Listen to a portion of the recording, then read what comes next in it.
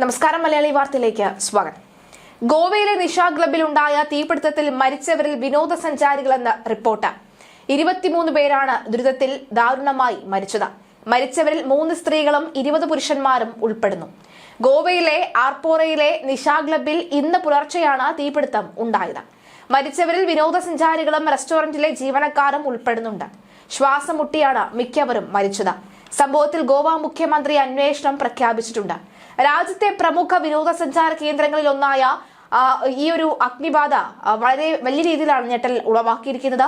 രാജ്യത്തെ മൊത്തത്തിൽ തന്നെ ഞെട്ടിച്ചിരിക്കുകയാണ്.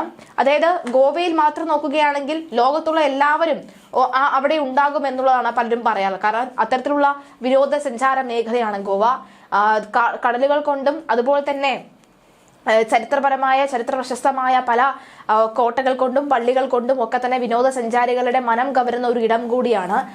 അതുകൊണ്ട് തന്നെ ഗോവ തേടി എല്ലാവരും പോകാറുമുണ്ട്. ബാഗയിലെ ബിർച്ച് ബൈ റോമിയോ ലേൻ എന്ന ക്ലബിലാണ് അഗ്നിബാധ ഉണ്ടായത്.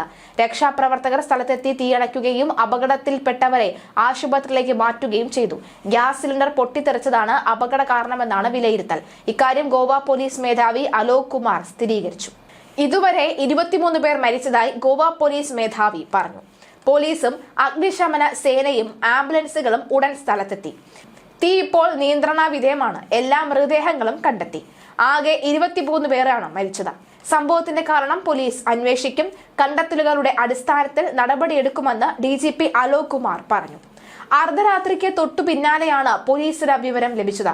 രാത്രി 12 മണിയോടുകൂടിയാണ് പോലീസിന് തീപിടുത്തമുണ്ടായി എന്ന സന്ദേശം ലഭിക്കുന്നതെന്നാണ് DGP പറഞ്ഞത്. റെസ്റ്റോറന്റിലെ അടുക്കളയിലും പരിസരത്തുമാണ് തീ പടർന്നത്.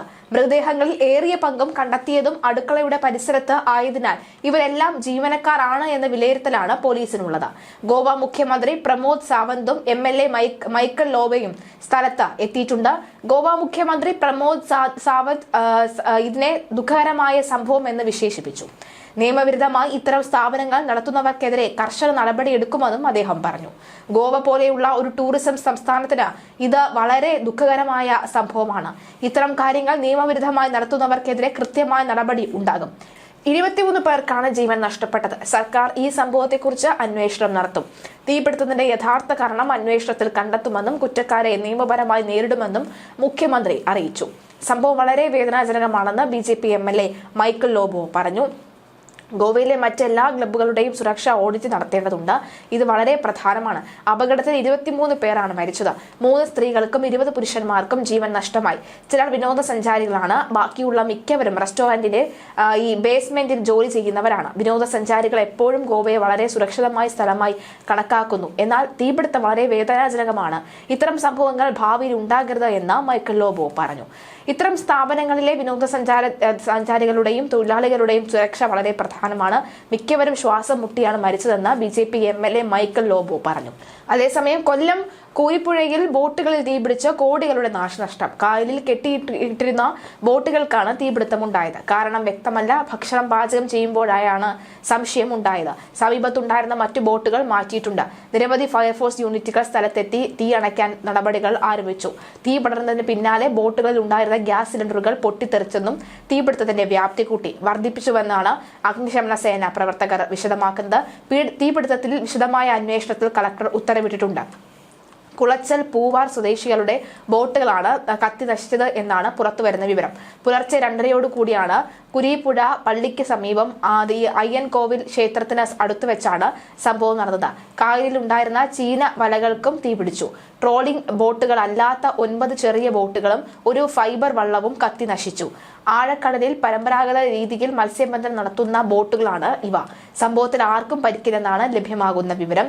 3 അഗ്നിശമന യൂണിറ്റ് എത്തിയാണ് തീ അണച്ചത്. തീ കണ്ട സമീപവാസികളാണ് ആദ്യം ഓടിയെത്തിയത്. അപ്പോഴേക്കും തീ ആടിപ്പടർന്നിരുന്നു. തീരത്തോട് ചേർന്ന് നിരനിരയായി കെട്ടിയിട്ട ബോട്ടുകളിലാണ് തീപിടുത്തമുണ്ടായത്. തുടർന്ന് തീപിടിച്ച ബോട്ടുകളെ സമീപവാസികൾ കെട്ടഴിച്ചു വിടുകയായിരുന്നു. തുടർന്ന് കായലിലേക്ക് ഒഴുകിയ ബോട്ടുകളിൽ തീ ആളിക്കത്തി. മത്സ്യബന്ധനത്തിന് പോകുമ്പോൾ ഭക്ഷണം പാകം ചെയ്യാനായി സ്റ്റൗ, പാചകവാതകം എന്നിവ ബോട്ടുകളിൽ സൂക്ഷിക്കാറുണ്ട്. ഭക്ഷണം പാചകം ചെയ്യുമ്പോൾ തീ പടർന്നു എന്നാണ് സംശയം. ഡീസലും ബോട്ടുകളിൽ ഉണ്ടായിരുന്നു. ഇവ തീ ആളിക്കത്താൻ കാരണമായിരിക്കാം. കത്തി നശിച്ചവയിൽ ട്രോളിംഗ് ബോട്ടുകളും ചെറിയ ബോട്ടുകളുമാണ് ഉള്ളത്. ആഴക്കടലിൽ പരമ്പരാഗത രീതിയിൽ മത്സ്യബന്ധനം നടത്തുന്ന ബോട്ടുകളാണ് ഇവയെല്ലാം. നവംബർ മാസത്തിൽ അഷ്ടമുടിക്കായലിൽ ബോട്ടുകൾക്ക് തീ പിടിച്ചിരുന്നു.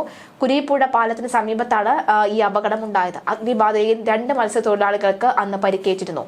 IS പ്ലാന്റിന് മുന്നിൽ നങ്കൂരമിട്ടിരുന്ന 2 ബോട്ടുകൾക്കാണ് അന്ന് തീപിടുത്തം ഉണ്ടായത്.